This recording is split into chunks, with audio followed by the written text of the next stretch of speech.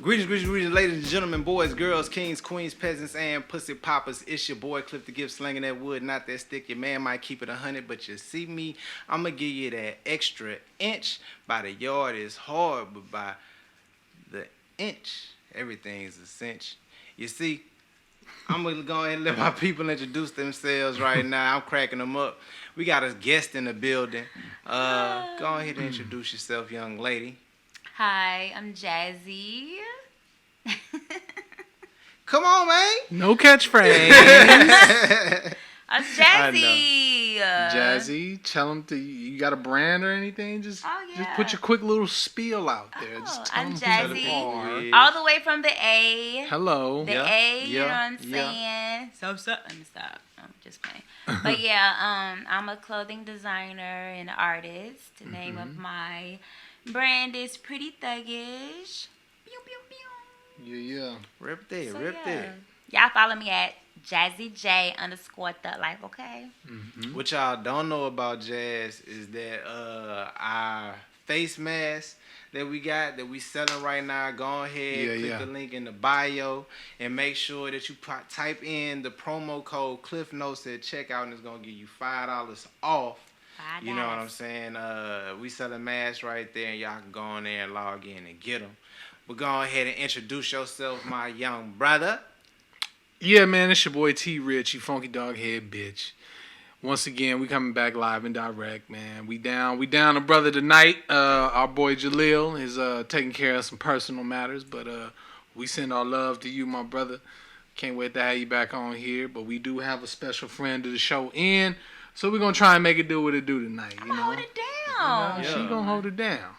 So Jazz holding it down for the ladies tonight, and it is so interesting that we got a couple of different dynamics and dynamics of ways that we want to go about these topics.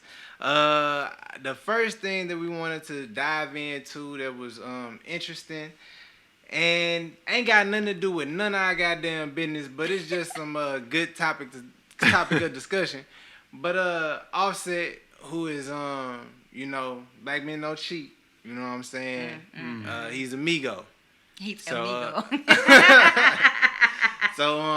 But Offset has been divorced. Well, not hasn't been, but Cardi B filed for divorce on Offset because allegedly of the cheating and things that have been going on behind her back that she feels like, she can't tolerate. How do you guys? What's you guys take on it? Because let me just say this first too.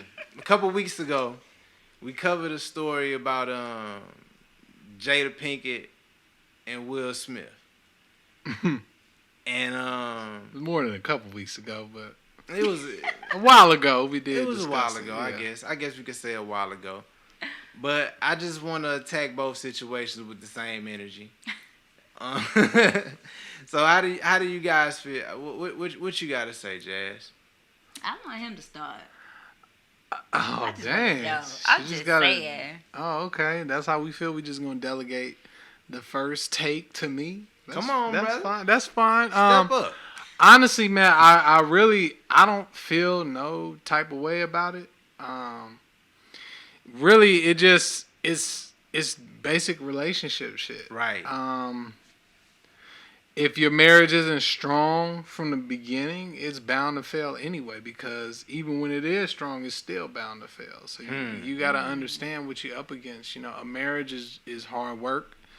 Any relationship is hard work if you want to keep it together. And then when you have kids and you both are stars and you both have assets together, you got to fight to keep all that shit together, Man. And That's facts.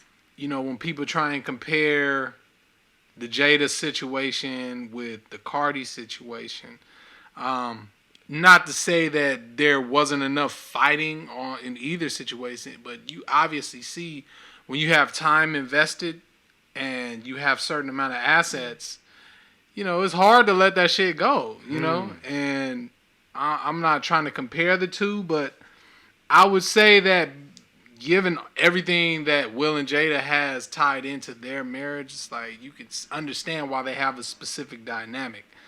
And I mean, you know, Jada, she did her shit. She went out there and she owned it, but it was like, you know, it's gonna come at a price too.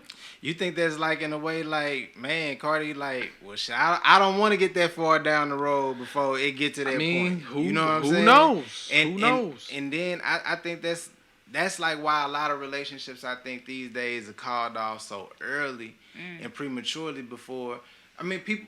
I think in the Will and Jada situation, I think people were able to see that regardless to, you know, what went down, like they was gonna ride it out together. They didn't became a different type of unit. Yeah.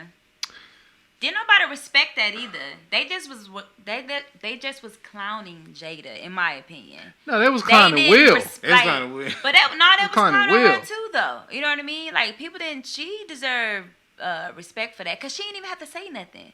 So for her to bring herself to the table and keep it 100, a lot of people don't keep it 100. She was gonna have to. She didn't have to. She didn't have to say anything. She did have to. Like she did not. Because it's not her fault that situation came to light. She got dimed out. But she still didn't have to say nothing. But, how do you feel about the Cardi and Offset situation in comparison and also on his own?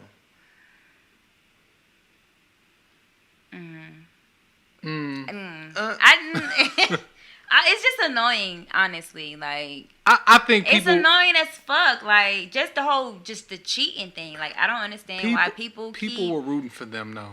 But I don't understand why people keep getting married and they're not faithful. I feel like marriage should be this is who I'm locked in with. You feel what I'm saying? So to keep doing shit like that is just annoying. Like I'd rather us is just cheating be the only deal breaker in a relationship though? That's like what I was about to say. When people when people break up, but what's the point of getting married? No. I'm not saying what's the point. I'm not saying what's the point of getting married, even in the fact of saying, oh, I might cheat, but no, you might become a bum. You might become mentally ill during a relationship. You might suffer a handicap injury, and that person may leave you based on that. You might become pathetic. You might become a pathetic motherfucker, super insecure, become a drunk. You might become a drug addict. It could be a number of things. things. All those things you was before. But see, listen. But that's the thing. If is that gonna get okay? So we all know people that.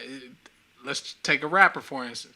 If a rapper gets married to somebody, they already do drugs. They already drink. They already fuck hoes. They already buy a bunch of bullshit. They mismanage money and all of that. So you know that going in. Yeah. So when the shit gets down to the nitty gritty and the situation change, it's not that these habits have ruined the marriage. You knew he had these habits already. You know what I'm saying? That's so cool. Why should that be the thing that breaks it up? Why get married though? You say it could be a business move. What? Filing your taxes? Like what else? Yeah, business move. You partner That's up with it, somebody. Though. It's filing your taxes. Well, no, I'm not. You saying why get married in that sense? I know what you mean by that, because it's like, why get married if you think y'all gonna fall apart anyway, right? If you think there's room for y'all to fall apart, I'm saying that is the unknown. But I even don't the think cheating. people get. I don't think cheating it. People can't look at like, oh, everybody knows I got Will married and Jada. to you knowing I was gonna cheat on you one day. Do you really feel like people think like that? But if you cheating before and you've been cheating and you get married, you're gonna continue to cheat. So you gonna stop? every person that cheated in the marriage was cheating before they got married. I'm not saying that. But that's exactly. But I'm just that's saying, my thing. Like famous people, y'all know y'all fucking everybody. So that's my thing. If you knew somebody was a cheater before you got married to him, why is that the deal breaker after you're married? Nah, I can understand that. That's my whole thing. I can understand that. Now there can be many different intangibles that go into it, because you probably could tolerate somebody being a cheater, but there's probably other things that you just can't tolerate as a wife or a husband. I agree with that. It's probably other things. So, I'm just saying we don't know what the situation is with them. Quite frankly, I don't think we ever gonna know. It just be the embarrassment. They always gonna put the vague statement irreprehensible differences. Yeah, I know what you're talking about. You know what I'm saying? Irreconcilable differences. Like it's a vague statement, but that's basically saying mind y'all fucking business. It didn't work out. We still gonna do what we do. We still gonna be dope and talented. I fuck with Cardi. I fuck with Migos. Like my homie they posted something interesting on Facebook, and he was saying something about cheating. He said, like I say, this is not condoning cheating. But he said like people have cheated on him. That's not the worst thing that could happen. He was like somebody laying up and sitting next to somebody telling them all my business is the thing that would hurt me more. And he was like, the simple act of something physical is a lot. Well, is taken as harsh, but he was just like that breaching trust and loyalty of how that happened. And he was like, that's the way he was able to take back people that cheated on him. This was back when I think when the Jada thing had happened. And it was like a lot of dudes like they wouldn't take back a woman or whatever who did something. That's why I always.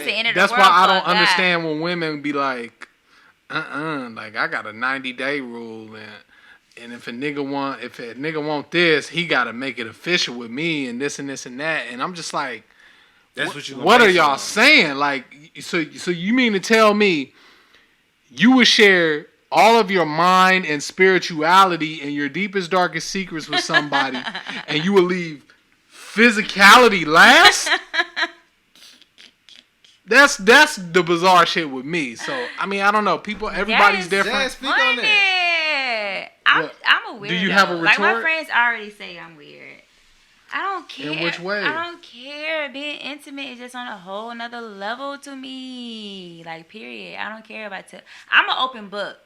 So I keep it real with anybody that I encounter, because I'm just me. You know me. Like, anybody that's met me, you gonna know me because I'm myself. Like, whatever. But when it comes to intimate, I'm not just sleeping with anybody because of, like, it's like soul ties, and I just don't want anybody in my body. I feel like I'm letting you in my body or in my spirit. Like, it's just a different thing for me, you know? Like, totally different. Yeah, I hear you. I hear you. But I'm just saying, like, I think people make a big deal out of the physicality aspect of getting to know someone or being with somebody.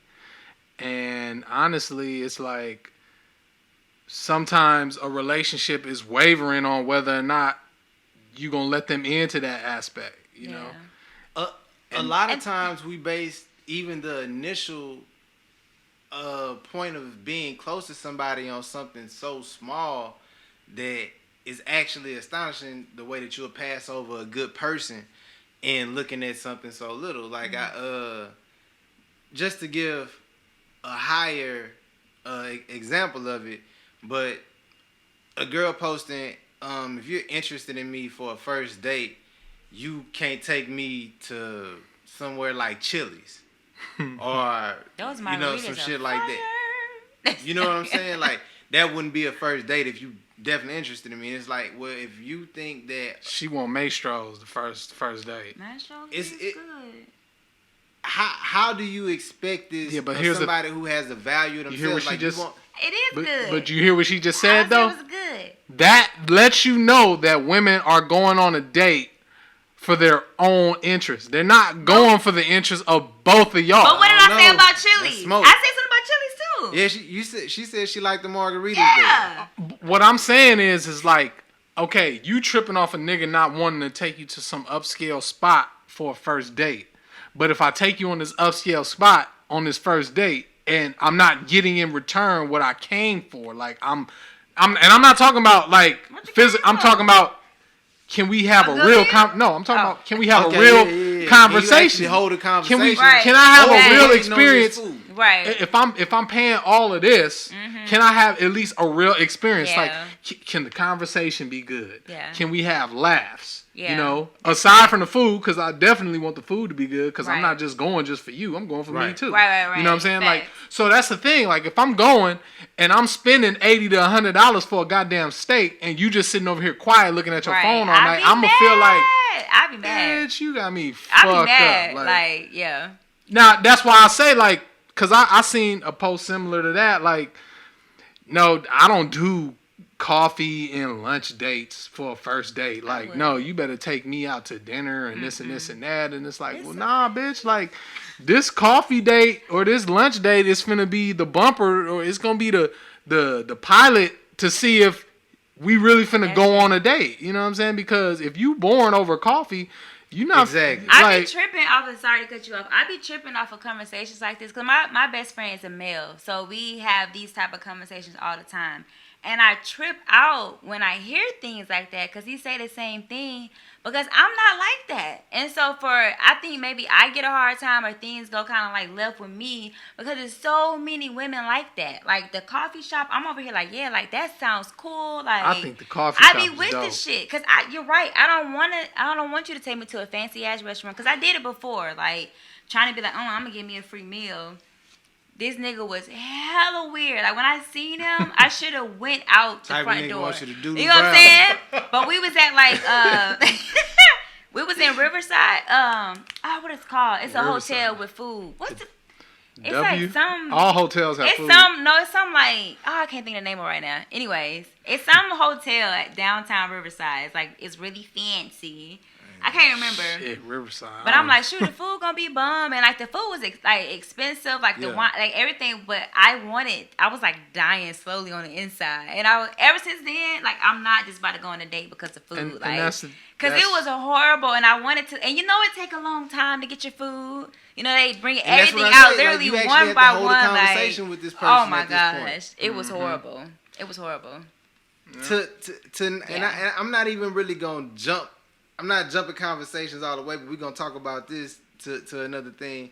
When dudes, I've been seeing this as an Instagram trend, you know what I'm saying? People going to these expensive-ass restaurants and paying for people expensive restaurant bills. You starting to see that just because people have money doesn't make them a great person to be able to go out and hold a conversation with, or doesn't make them a real person. Now, like even in what you said, like okay, this is what a weirdo, somebody with no conversation skills, who is really looking for you to bypass or pardon the fact that they don't have the conversation skills that, or the you know what I'm saying, the communication skills to actually speak with you by what restaurant that we're at. It was horrible.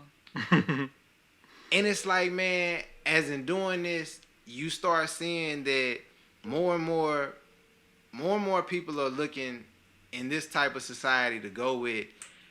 They just looking at the money without looking at the substance of people. Not looking at the substance of the relationship.